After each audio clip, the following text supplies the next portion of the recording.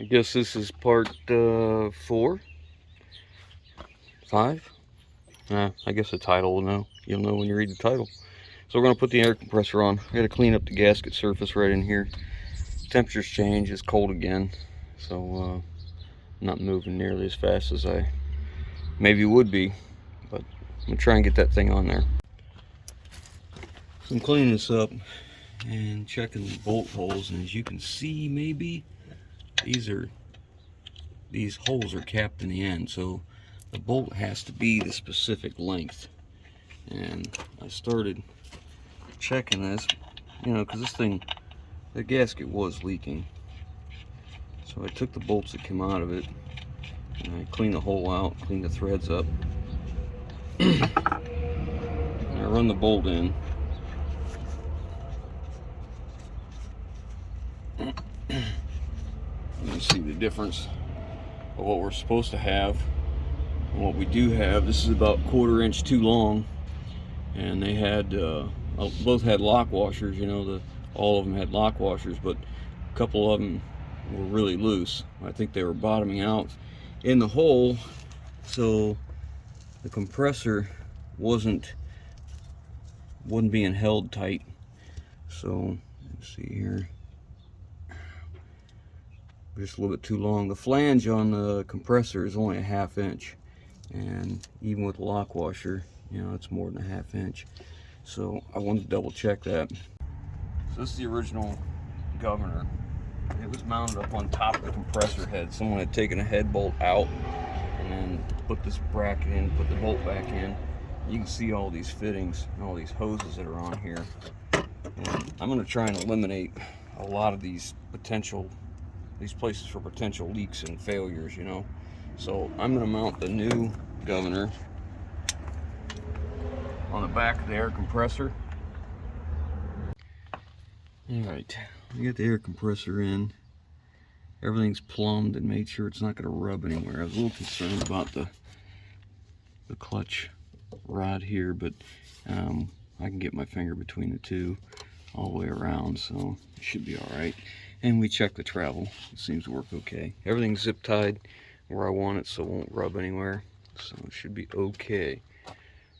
I guess the next is we're going to work on the oil cooler.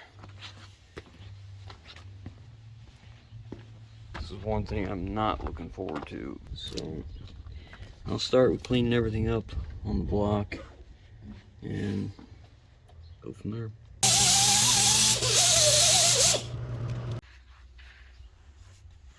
I don't know how old that is, but it's been rubbing for quite some time. Right through the... I guess you can see where it was rubbing right there. So we're just going to go ahead and, since we're going to I was beginning to reroute them and put them in the holder where they belong instead of letting it grind into this bracket like it was. It was zip tied right here, grinding into here. So since I got to take them loose, I'm just going to replace these lines. They're the lines for the heater. So we'll just go ahead and replace both of these at the same time. Well, I got the oil cooler back in and the housing. However, they didn't send me a gasket for the oil filter adapter. So it's as far as I can go on it. So I went ahead and replaced those heater hoses and made some brackets here to hold them up out of the way, and put I don't know if I care for that, but I want to protect the two lines from rubbing on each other. So I just put heater hose between them and zip tied them. We'll see how that turns out. And I think that's about it. That's as far as I got today. Well, I did get the U-bolts in. Yeah, they're in and tight. So, you know, just moving along little by little. So I got the U-bolts in. And they're all tightened up. Now we got the correct inner lug nuts. So I got these wheels tightened up. I jacked the wheel up and I released the parking brake so that when I'm tightening this up, the brake drum doesn't have to work against the brake shoes themselves to get it snugged against the hub. So I just go ahead and run all them in one by one. And I'm working on the other side. And,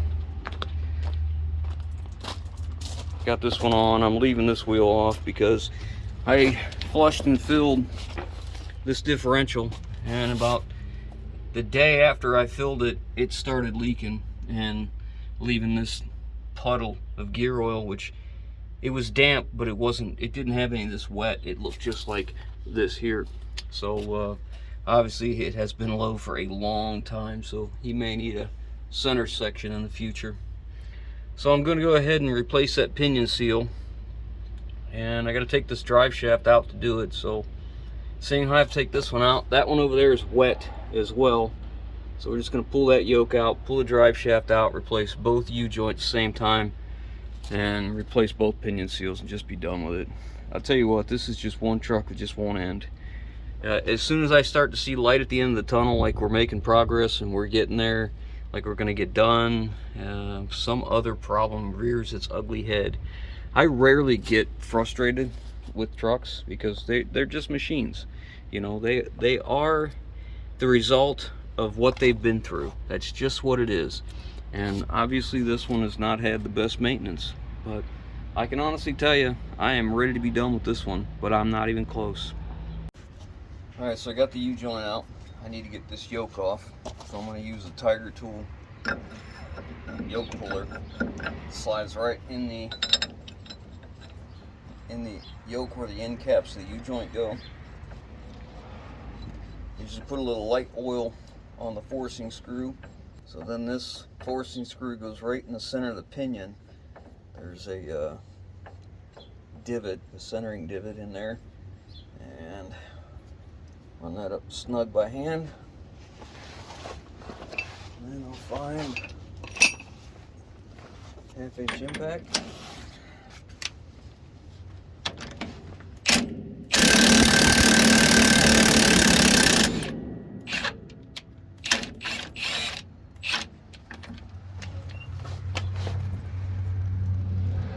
Just run this back out.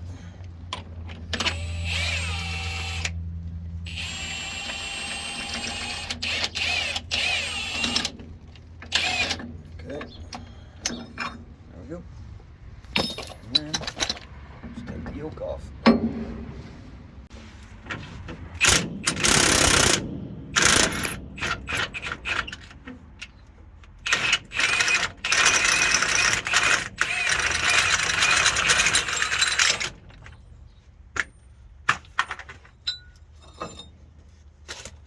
Another drain pan, lady. Okay. Well, if this looks like the rear drive section out of the differential, out of the front drive axle, it is. I went to go pull that seal out, and when I pulled the yoke off, I gave that a spin and I was checking the bearing, and from it having water in it, I think it's not long for this world. So you can see the rust down in there, and that really worries me. Now they've replaced power divider on the front, so I don't know if that happened before this or after this or how this is going, but I don't want to do anything with the power divider. We're just going to replace this bearing in this race. Actually, we're going to take it apart right now, see how bad it is, and then go from there.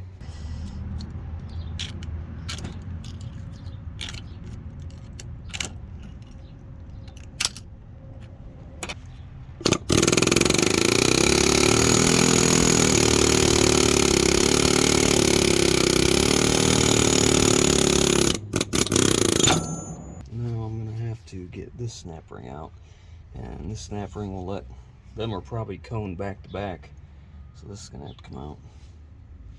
I think we'll do this in the vise, might be a little easier. These have to be in the right way so the oil can get in. The splash oil, as the ring gear is going around, the gear oil is splashing, so this thing catches it and sends it in here. Can you see that? It sends it down into here, and then it lubricates the bearing out to the front too. Alright, let's put this in place. So this is what I saw, all this rust in here. So I got the snap ring out now. I'm going to drive these out. These have to come out this way, so I have to turn this over.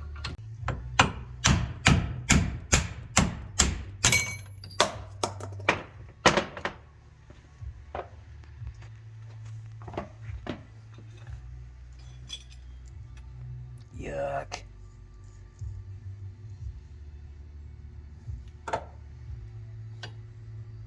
does stink.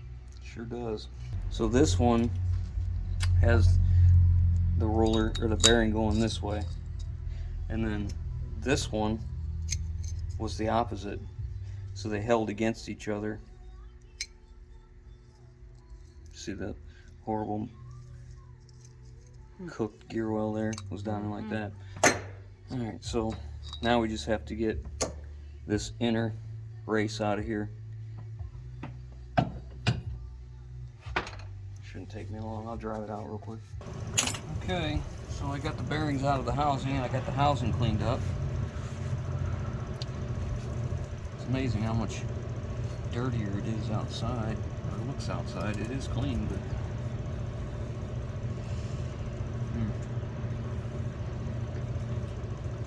anyways. So the shaft seems to be okay. Bearings didn't do any damage there, so we're good. And now we need to get brake parts cleaner and inspect all the splines here and all these splines. So let's get some brake parts cleaner and get that cleaned up. There's the drive shaft from the front drive to the rear drive. Got it wire wheeled and cleaned up and got a bunch of the grease off of it. Of course, I squished it a little bit too much in the slip yoke and this grease is leaking out. U-joints are out, and you can see here that one was stuck, so it just blew the end of it out when I pushed it out. Got to replace the yokes. They both look like this, and that's not gonna seal. So gotta order up a couple yokes. Once they come in, we're replacing the bearings, seals, the yokes, and the U-joints. The shaft looks okay. I don't see any real wear in the teeth. They look like they're going to be okay. A little bit hard to see in the camera. Real slight amount. Same on the rear. But I think they're plenty usable. The bearing surface is good. So I'm going to order parts now. And once they come in, we'll start to put it together. So I got this one in. Got it primed and painted. And this one just showed up. So now I'm going to get it primed and painted as well. And yeah, you'll notice this is a strap, not a bolt-in. And this was closer, faster to get, and less expensive than the other one. So we're just going to change the one U-joint to a half round. It'll have 2 bolt-in caps for the drive shaft end, and I'll have the straps here, which will make it a little bit easier to put in. So I'm good with that. So get my primer going and get it all ready to go. Alright, I need to press this race in here, and I don't have a shop press, so it's a little bit irregular. So I took a piece of drive shaft, slid that in there, got these seal installers, put one on top of there, that puts it flush. This one makes it just slightly above. I'm going to take my bottle jack and put it between the two. This is my Great All, 22,000 pounds. And this is a however many ton Ford jack comes in your F450s and 550s back in the day. We're going to press these things in here.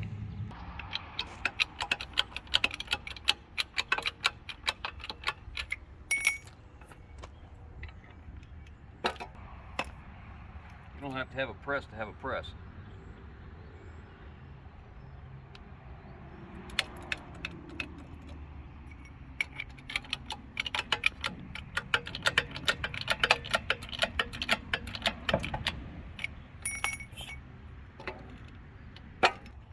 I'm pushing a harder metal with a softer metal.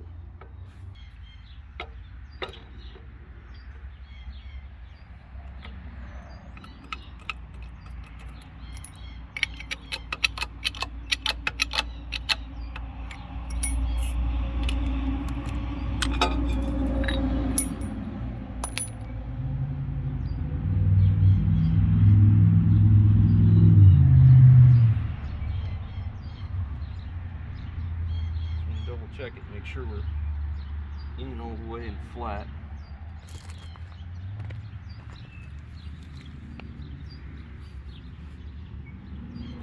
The casting is a little weird in here, so you So you see how it gets thicker on the casting. It's a relief right here, this oil spout. But I want to make sure we're in all the way before I do the next one. So now what has to happen is the bearing has to go in. And then the next bearing.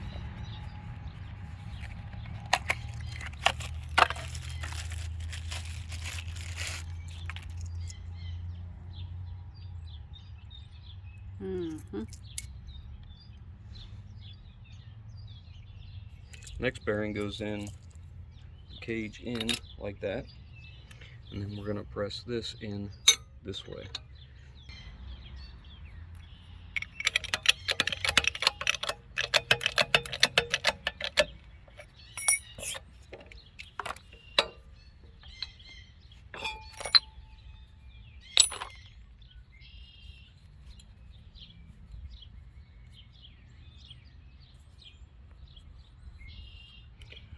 I'm happy with that. Alright, so I got the output shaft back in and the yoke's on. Replace the nut, and I use Loctite as well, and now I'm pushing the U-joint in. I just picked this up from Tiger Tool. This is part number 10201, and it's meant for the bolt-in bearing caps to push them in, so I don't have to use my hydraulic jack method anymore. So I'm going to go ahead and push that in real quick.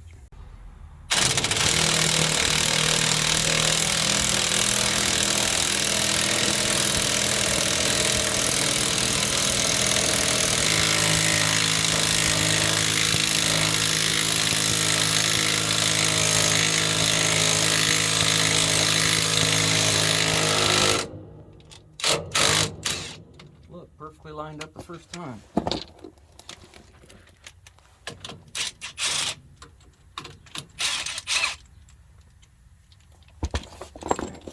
Grab the one for the top.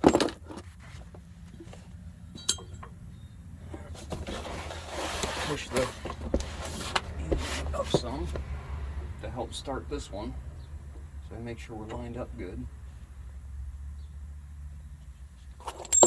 Take this.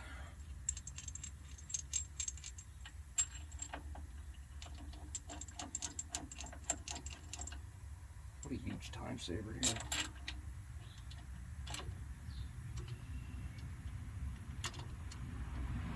Got a little paint down in them threads.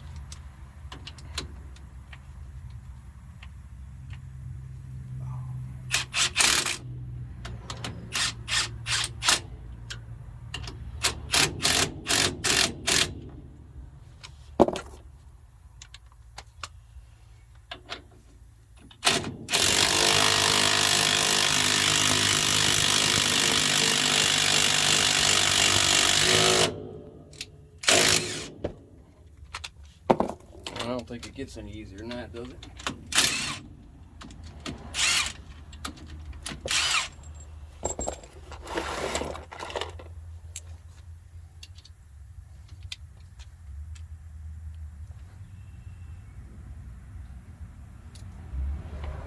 I always start both these. I'm always afraid the cap will turn if I don't get both started. Get your torque wrench out, boys. Good to go.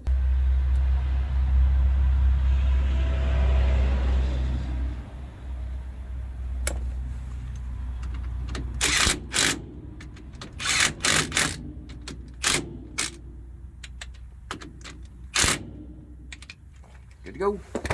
Okay, I'll get the drive shaft. The front U-joint is in and it's all tightened down. Drive shaft is in, and I was able to get half of this U-joint in. What happened here was the seal that we got for this differential, I went to go put it in and it just didn't seem right. I put it on the new yoke and it just didn't work. So I took the number off the seal. I called international dealer, Freightliner dealer, and Meritor, and a couple places that sell just seals, and had them try and cross the seal number over, and it looks like that seal was only used in 85, 86, and 87, and apparently they're not available anywhere they could find, couldn't get a crossover to a different number. So what we ended up doing was taking the original yoke, and we didn't want to use it before because it was real pitted. I took it to the machine shop. They machined it slightly on the yoke and then made us a sleeve to press on there so that we could use the seal that we had. The seal that we had is a more popular seal still in production, and it was just a little bit big.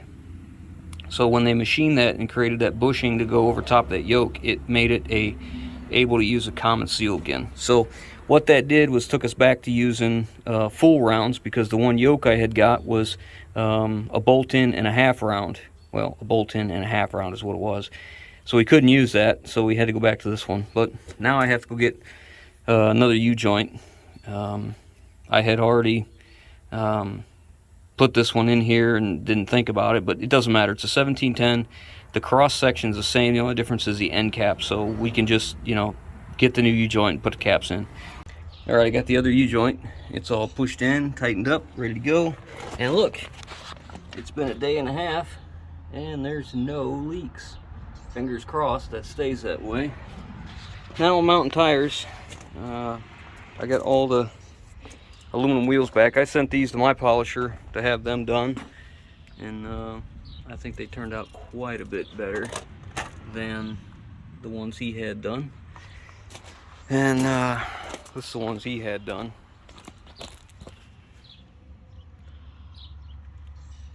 You get what you pay for, that is for sure. Anyways, so I'm running a 1-inch gun on here. Anytime my air compressor kicks on, I stop. I just wait for it to shut off before I continue. That way I know I got a full tank, you know, and not down my lower threshold where it kicks off. So I'm gonna tighten these up and set her down on her wheels for the first time in 4 weeks.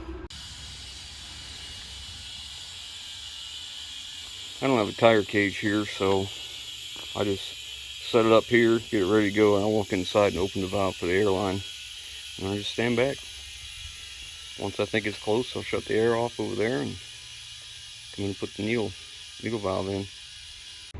Alright, I've been working pretty quick here because we got a rainstorm coming. I'm trying to get this side complete before the rain comes, but I've got the knuckle back on, the kingpin in, thrust washer on the bottom, shims in here, all the new seals are put in, the wedge bolts are in, my tie rods are back in, I got the hub on, and I'm ready to put the drum on, but we're running out of time. The rain's coming, it's coming already, so we'll have to pick this up probably tomorrow after it stops the rainstorm. New day, new problem. So when I ordered the brake drums for this truck, I called the international dealer and I gave him the VIN number from the truck. And it was originally supposed to have the cast iron drums, it's all one piece. It didn't. It had the cast iron with the stamped steel hub that's welded to the cast. And they're thinner. The hub face is thinner. So I don't know if somewhere along the lines they decided not to put the right ones on, put on the less expensive ones. Then somebody noticed, hey, the studs are long enough, let's put aluminum wheels on it. Well, now when I put the proper drums on it, the aluminum wheels don't work.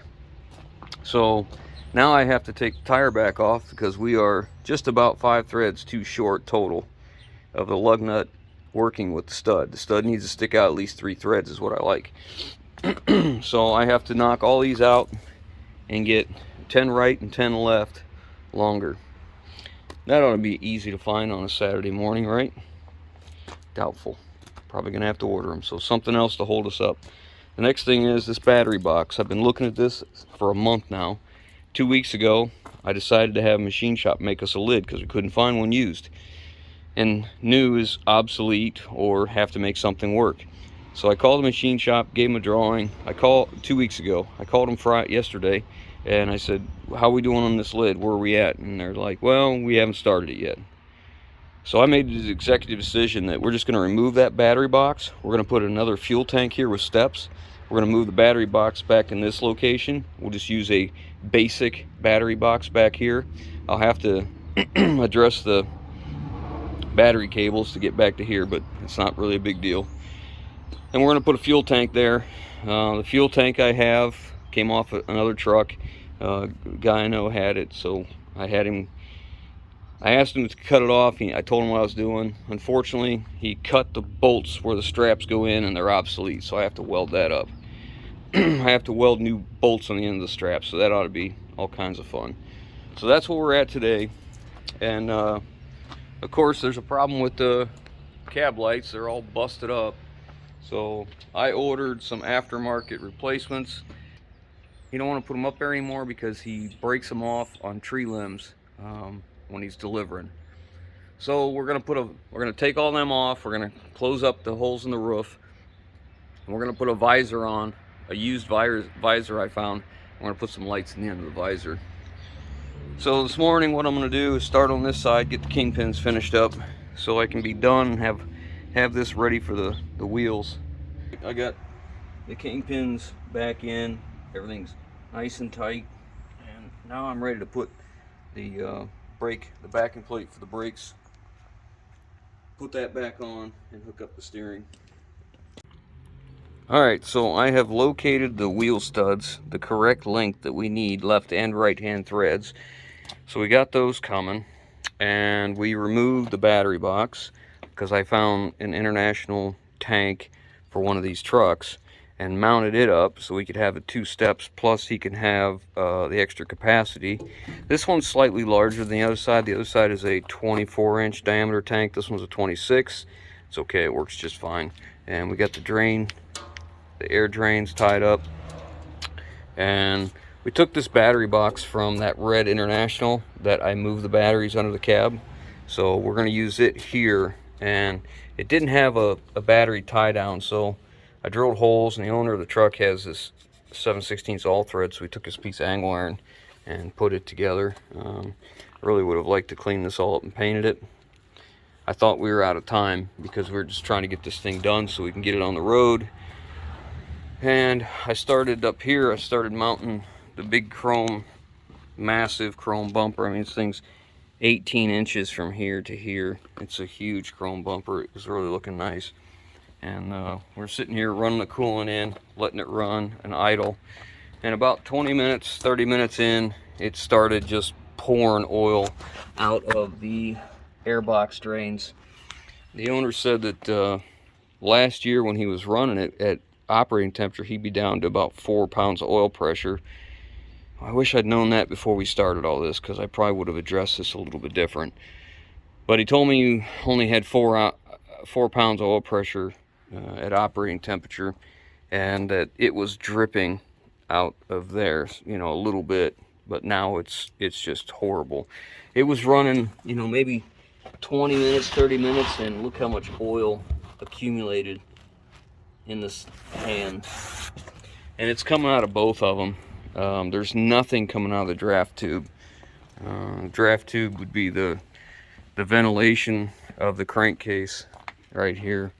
And I took the valve cover off and we checked to make sure the breather wasn't plugged, and it's not, and neither is this line. You can easily blow through this, quite simple, with no efforts. There's no blow by coming out of the dipstick as well. Yeah, it's very unfortunate because now I need to pull all this back apart, and I'm assuming that the seals are out of the blower. I'm gonna take the blower out. Really, at 4 pounds of oil pressure at idle, I really don't like that. I sure wish it was higher. 10 to 15 at idle. I mean, 10 being as low as I'd like to see it. 15 would be better, but you know, the higher, the more we can get, the better, I guess. But that's where we're at right now, and I'm at a standstill because I'm just, yeah, whatever.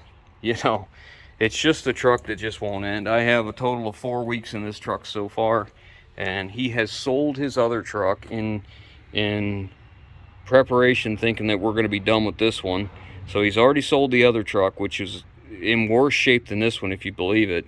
It needed more work than this one. So he doesn't have a truck to run right now. So what we're going to do is we're going to take my International 4900, and he's going to buy this truck, and we're going to put a flatbed on it and put his equipment on it. So I just took my wrecker bed off today, and I took the lift axle out, the pusher axle, whatever all those overly critical guys have to have a perfect name for it. We're taking my 315 or 385, I guess they are, 385 tires off the front, and we're putting regular steel wheels with 11R 22.5s, because these are just big tires. The front axle isn't any heavier. It's just somebody put floater tires on it because it was a dump truck. So we're going to take all these off and put new tires on. Well, new recap tires. All 8 back here, and we're putting 2 brand new steers on there. We're not doing aluminum. We're not painting the frame. We're not doing anything but just slamming this together as fast as possible so he can get to work and make some money, because he is hemorrhaging money, as you can imagine, when you do a project like this. And it just never ends, man. It just never ends with this truck. And I'm at a point where I just can't stand to look at it anymore. You know, I need a break from this thing. So we're gonna start doing some work to this, get him back to work making some money. So while he's doing this, it gives me a little bit more breathing room on this, and so on and so forth. It's very unfortunate because this thing, I'm not a fan of 2-strokes, for sure. But this thing starts with like half a crank. It runs smooth as glass. It's a very good running truck, and it's, you know, whatever. He's too far in now not to keep going. I just wish I'd known about the 4 pounds of oil pressure at operating temperature, because I probably would have advised a little bit differently. I probably would have advised, let's take care of this first before we do anything else and make sure it's handled. I would prefer to pull this motor out. I have several big cam Cummins engines we could put in this truck, and then, you know, parts availability would be simpler. No, I guess it doesn't matter. Anyways, I guess stick around. We'll do some more work to it. I'll catch you guys in the next one. My wife just went to the post office. Some package up here. I didn't order anything.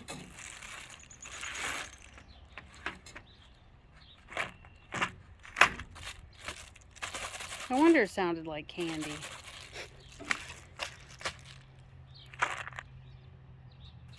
There's nothing. Nothing to say who it's from? No. Huh. There's nothing in it. That sucks. Well, whoever sent this, come forward and let us know so we can thank you. 250-piece heat shrink connector kit. Wow. Check this out. Isn't this ironic? Look what I'm doing right now. You can see what I'm doing here, and I just connected the grounds up here. I just used 4 of these on the back of this and 2 of these quarter eyelets for the smaller, what is it, 22 to 16 gauge. I really appreciate this because I use a lot of these, don't I? Mm-hmm. I mean, I buy them by the 50 count in a bag of each, and we go through them pretty quick. I mean, there's 4 just in this corner.